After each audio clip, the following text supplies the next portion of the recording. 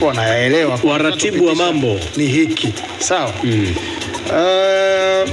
Mimi kitu kimoja ninapata wasiwasi sana, naamini Simba wengi hawajui timu yao inaendeshwaje. Wana Simba wengi hawajui, na ndio maana hata wakati mwingine wanaomlaumu hata mtu asiyekuwepo. Wanasema maneno wala hawajui kwamba hiki tunachokisema sicho. Yaani ukijua timu inaendeshwaje ungepata nafasi ya kumlaumu mtu anayehusika na jambo. Sasa leo nilisikia wakati tunataja Friends of Simba hapa na mmemsahau mtu anaitwa Hassan Othman Hassano, mpiganaji. Mmoja kati ya watu ambao walikuwa waratibu wa jambo.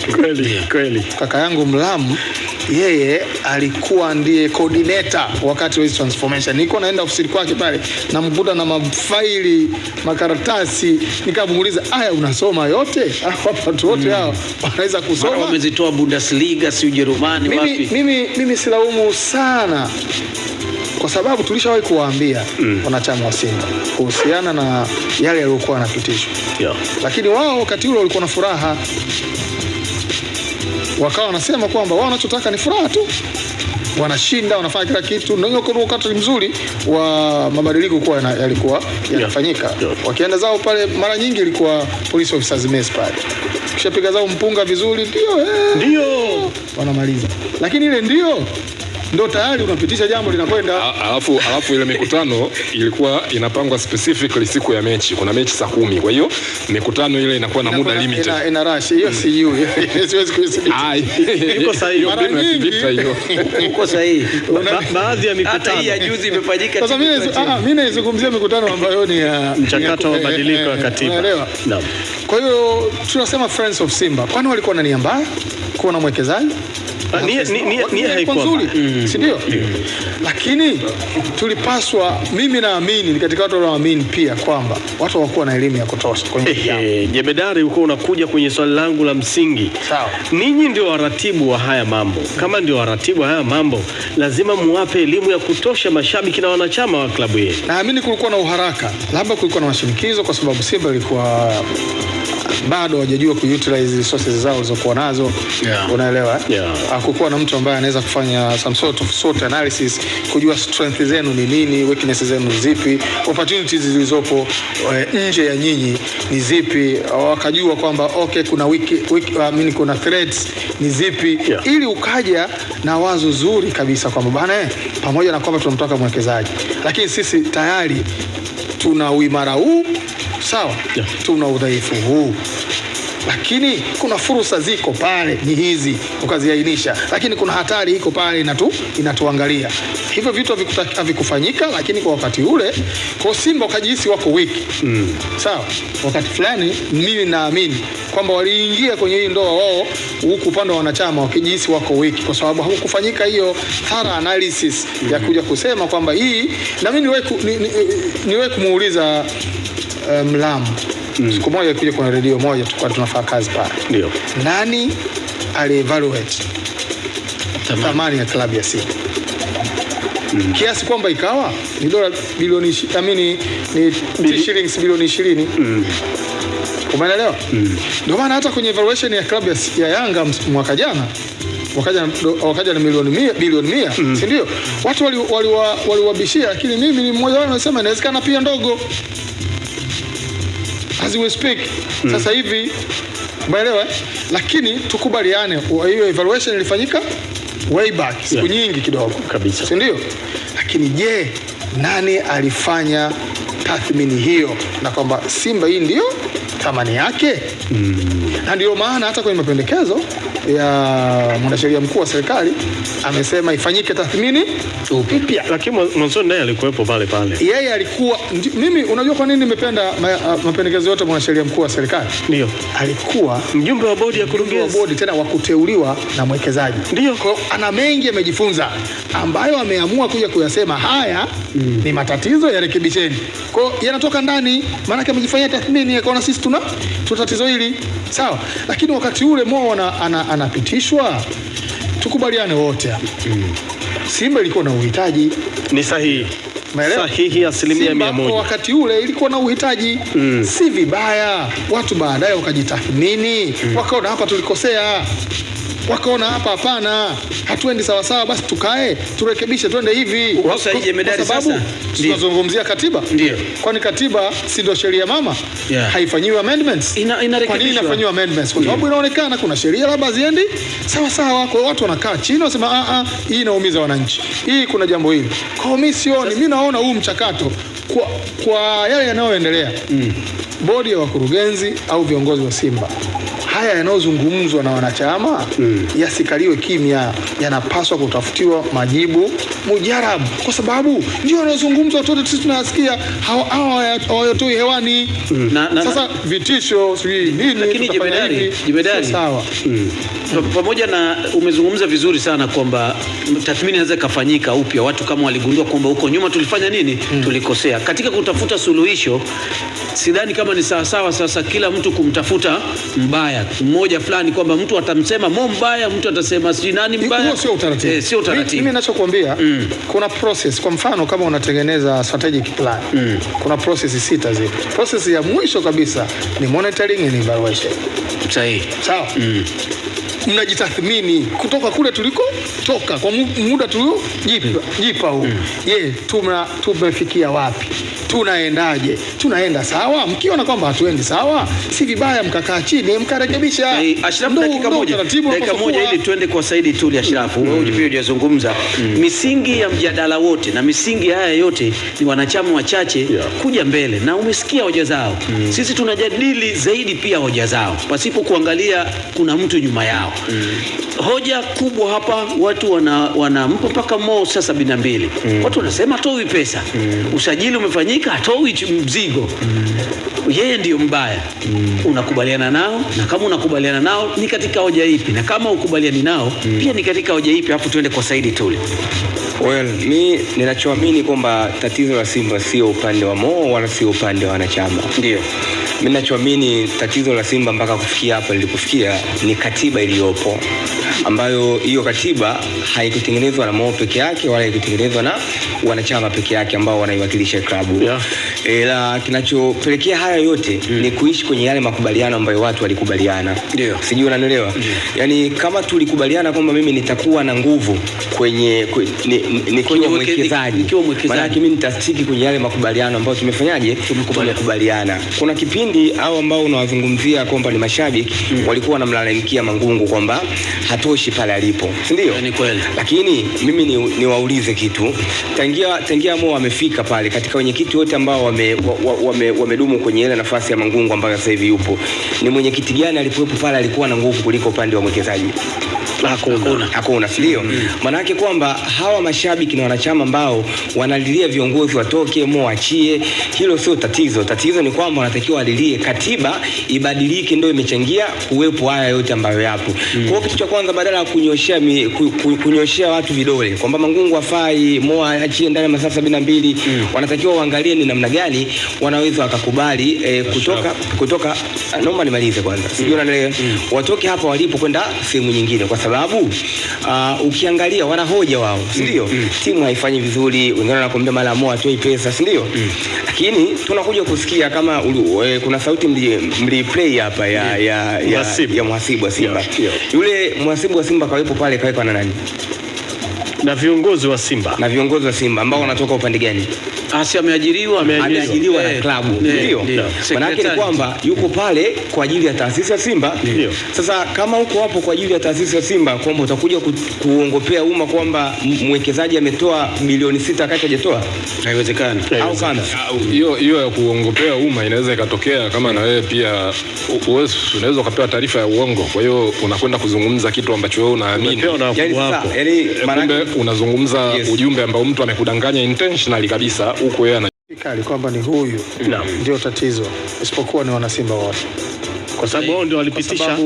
Kwa sababu mchakato huku kwingine kulikuwa unaratibiwa, alafu inahitaji maneno au endorsement kutoka kwenye mkutano mkuu, ambako walikuwa wanakwenda ni wanachama wa Simba Sports Club, waliokuwa wanaambiwa, walikuwa tunataka kuamini kwamba walikuwa wanayaelewa, yani walikuwa wanayapitisha pia walikuwa wanayaelewa. Waratibu wa mambo ni hiki, sawa. Mimi kitu kimoja ninapata wasiwasi sana, naamini Simba wengi hawajui timu yao inaendeshwaje. wana Simba wengi hawajui, na ndio maana hata wakati mwingine wanaomlaumu hata mtu asiyekuwepo. Wanasema maneno wala hawajui kwamba hiki tunachokisema sicho. Yaani ukijua timu inaendeshwaje ungepata nafasi ya kumlaumu mtu anayehusika na jambo. Sasa leo niusikia wakati tunataja Friends of Simba hapa na nimemsahau mtu anaitwa Hassan Othman Hassano, mpiganaji. Mmoja kati ya watu ambao walikuwa waratibu wa jambo.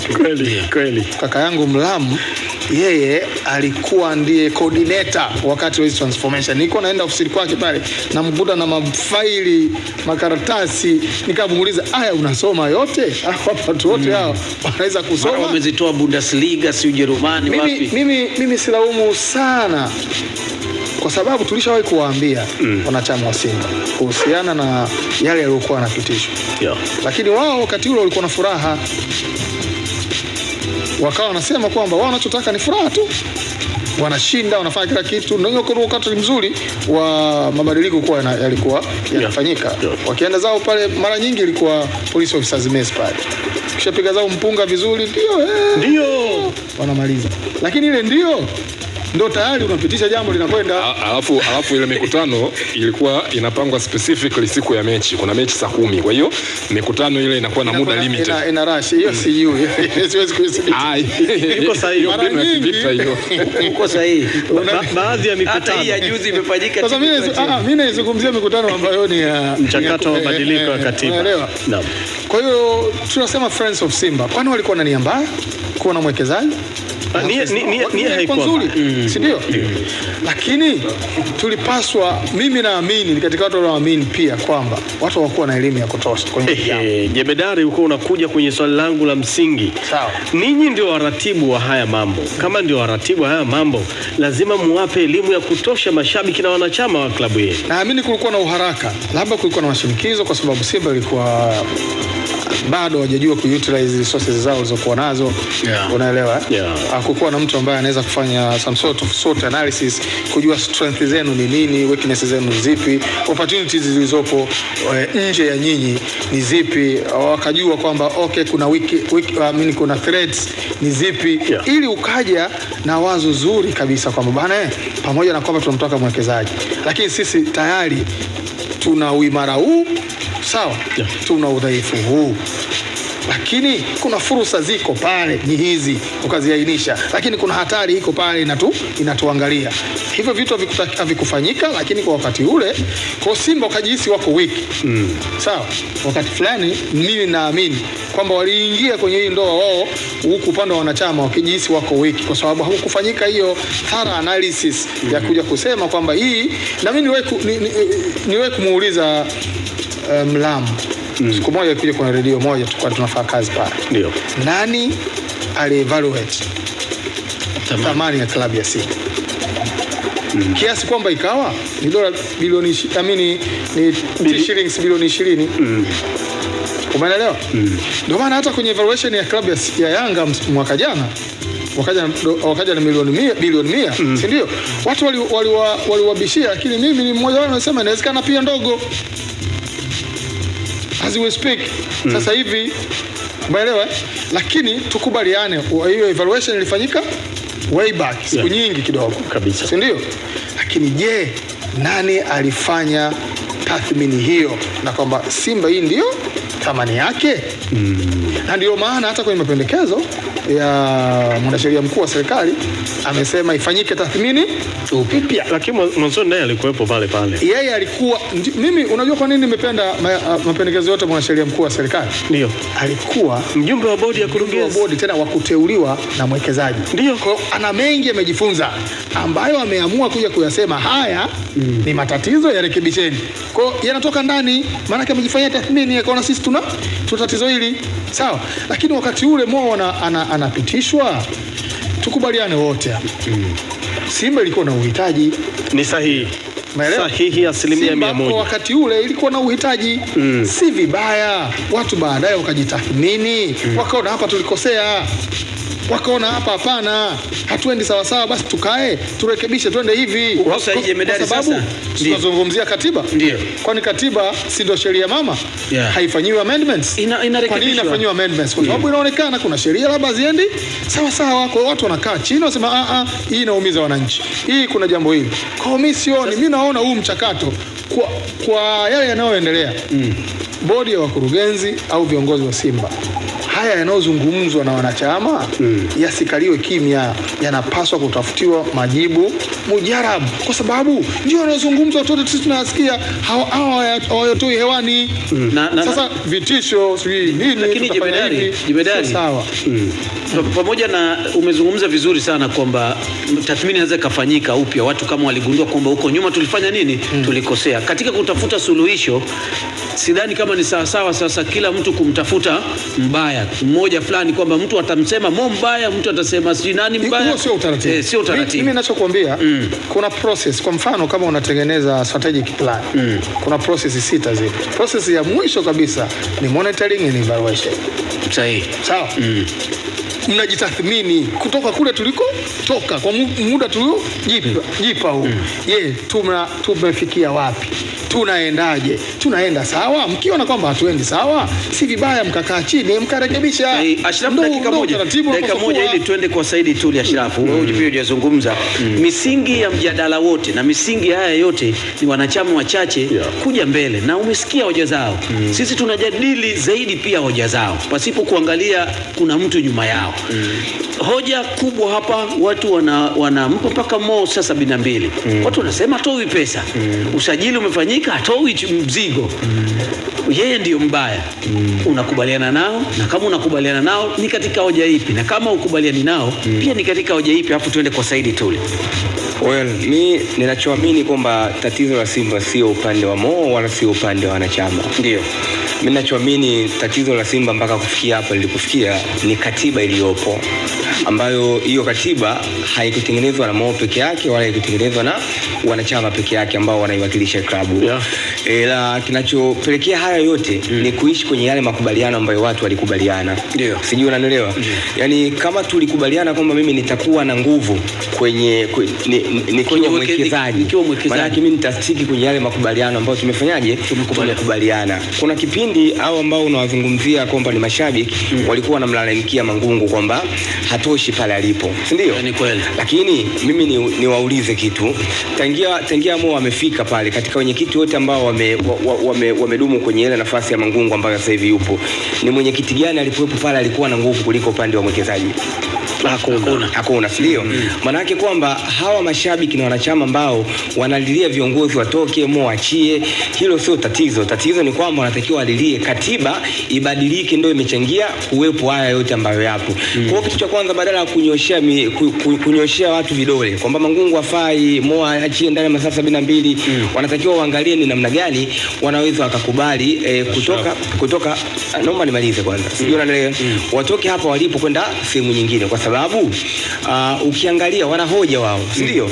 Timu haifanyi vizuri, wengine wanakuambia mara Mo atoi pesa, si ndio?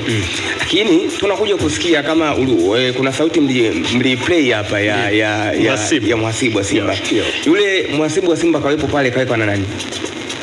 Na viongozi wa Simba ambao wanatoka upande gani? Ameajiriwa na klabu. Ndio. Maana yake ni kwamba yuko pale kwa ajili ya taasisi ya Simba. Sasa kama uko hapo kwa ajili ya taasisi ya Simba, kwamba utakuja kuongopea umma kwamba mwekezaji ametoa bilioni 6 akati hajatoa, haiwezekani. Au kana hiyo ya kuongopea umma inaweza ikatokea kama na wewe pia unaweza ukapewa taarifa ya uongo, kwa hiyo unakwenda kuzungumza kitu ambacho